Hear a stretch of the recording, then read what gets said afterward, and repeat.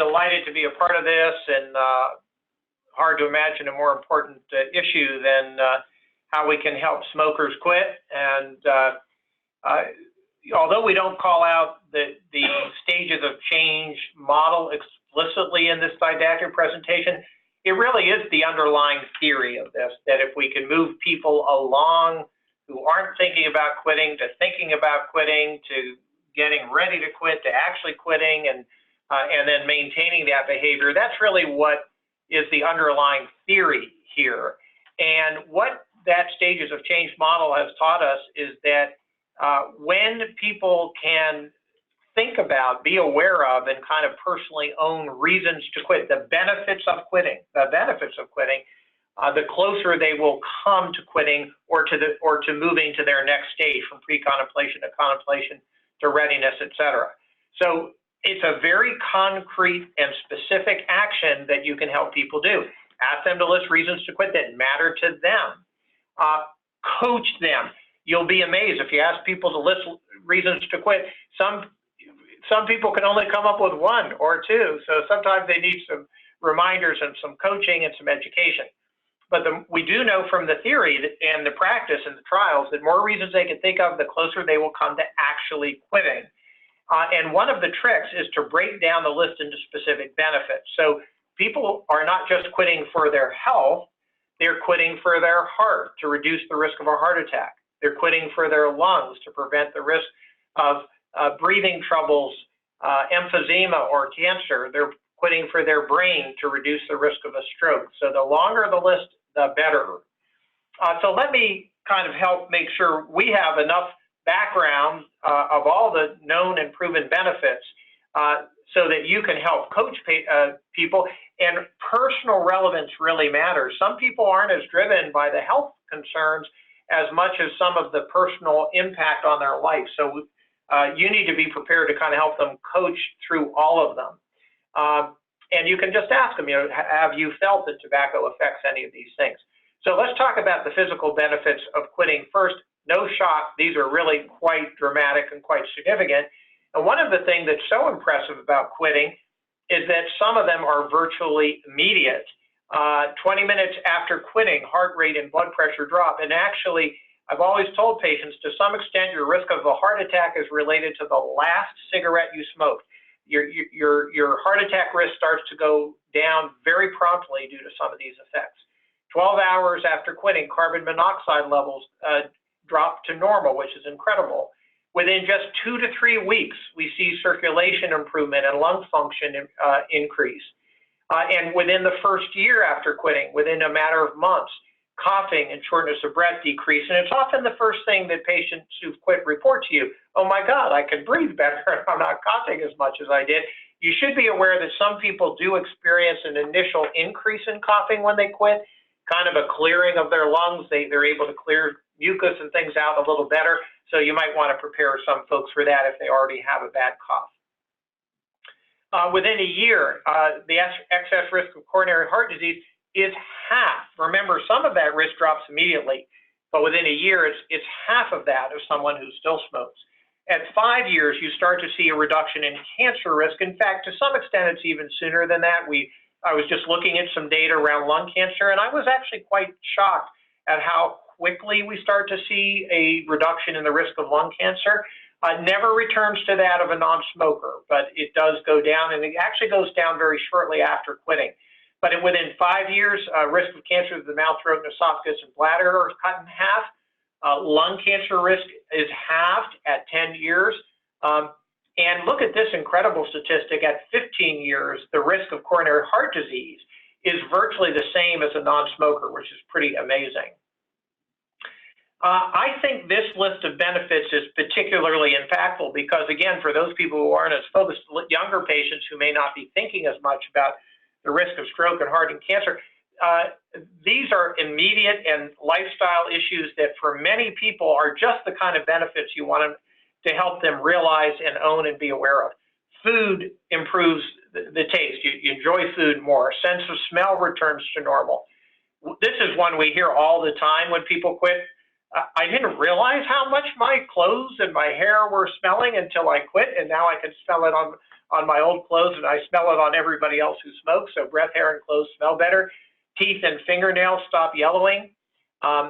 You can enjoy activities without feeling short of breath. It just is easier to do your activities, climbing stairs and housework.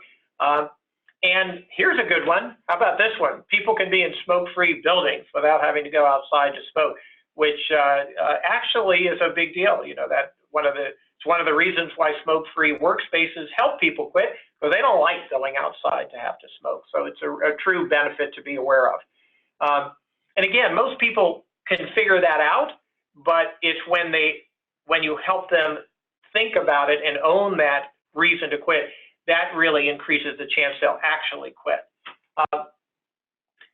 Quitting also helps the damaging effects of tobacco on appearance, premature wrinkling of your skin, gum disease, tooth loss.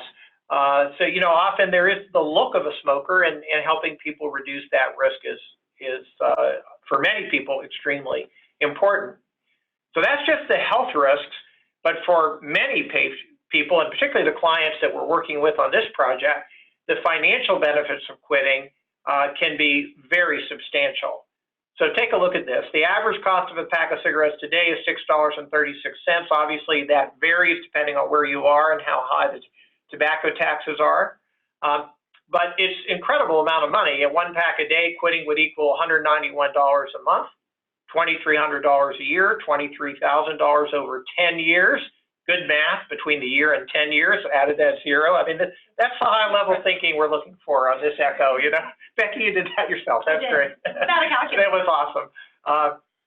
But remember, that's just at one pack a day. And for people who are a pack and a half to 2 packs a day, you do the math. You know, this is really quite a substantial money for people on limited or fixed incomes.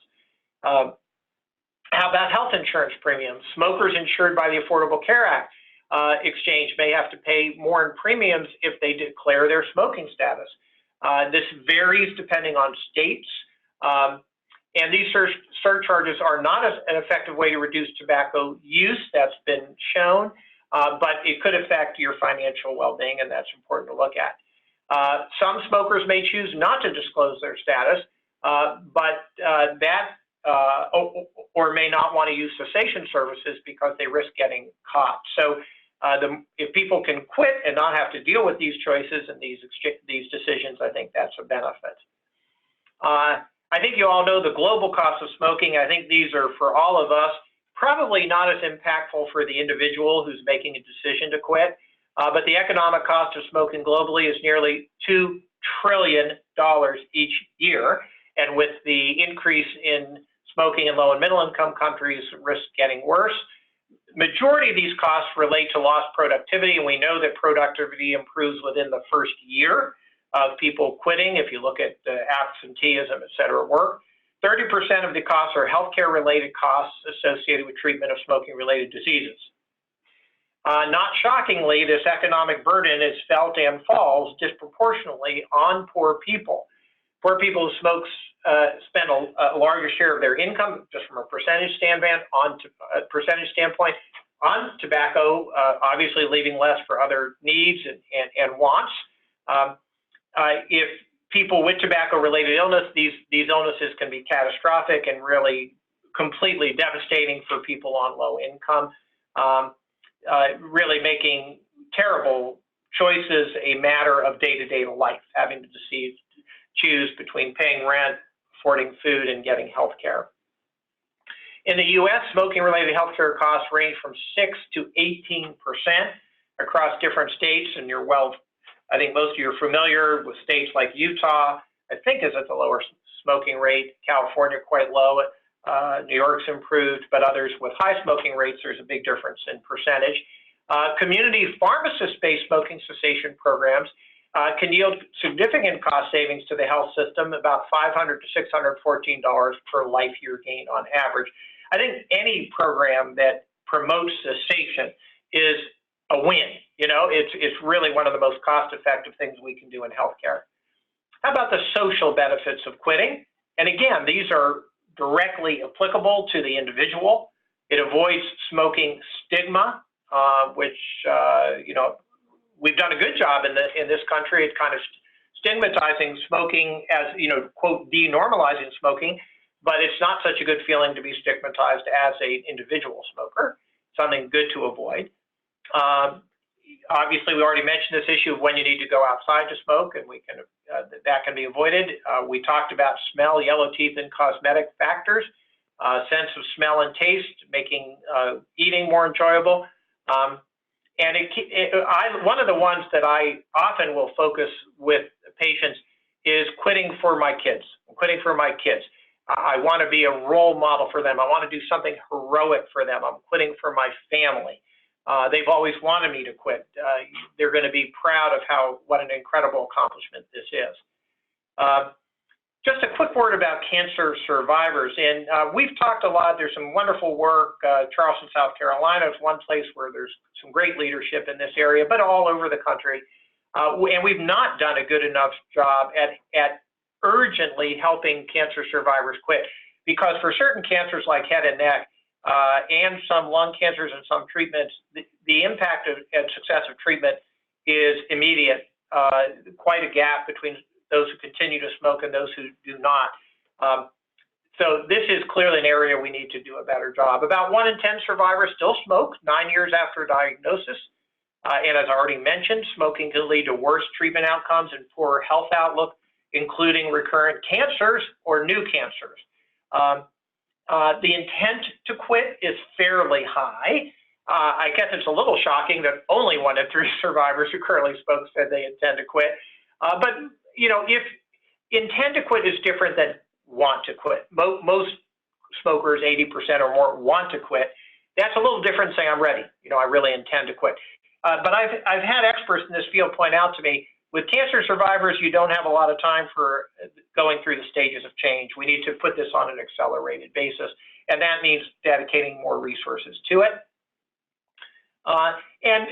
So those are just a lot of the benefits that you want to help patients be aware of and help the healthcare system be aware of. There's nothing more impactful we can do.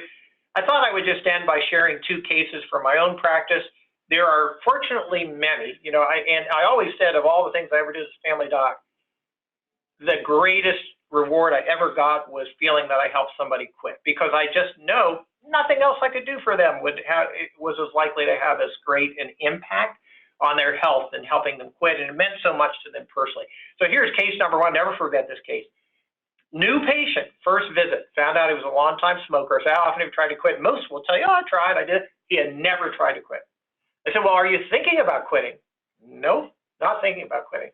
So usually when you hear this, you say, well, this person's truly pre-contemplative. So your goal with a pre-contemplative was to give them help them see some benefits of quitting, help them move along to the next stage.